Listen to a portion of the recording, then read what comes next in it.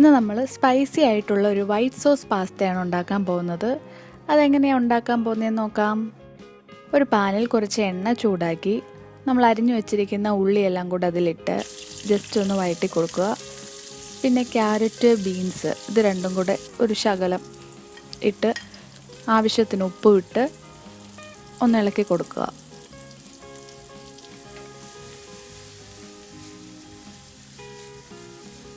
ഉള്ളി ഒന്ന് വാടി വരുമ്പോഴത്തേന് 1 ടേബിൾ സ്പൂൺ മൈദ മാവ് നമ്മളിട്ടു.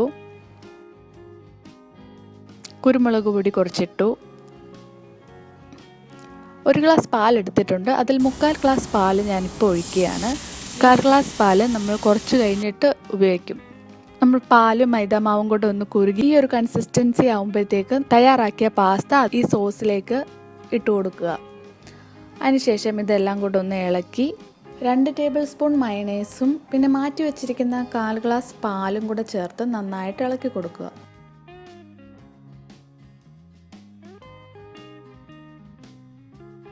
പിന്നെ നമ്മുടെ മലയാളികൾക്ക് ഒഴിച്ചുകൂടാൻ പറ്റാത്ത ഒന്നാണ് എരിവ്. അതിനുവേണ്ടി ചില്ലി ഫ്ലേക്സും കൂടെ ഒന്ന് വിതറി ഇനി ലാസ്റ്റ് മോസറല്ല ചീസും കൂടി ഇട്ടാൽ നമ്മുടെ വൈറ്റ് സോസ് പാസ്ത റെഡിയായി കഴിഞ്ഞിരിക്കുന്നു. നിങ്ങൾക്ക് ഇഷ്ടപ്പെട്ടു എന്ന് വിചാരിക്കുന്നു. അപ്പോൾ അടുത്ത വീഡിയോ വരുന്നത് വരേക്കും ബൈ ബൈ.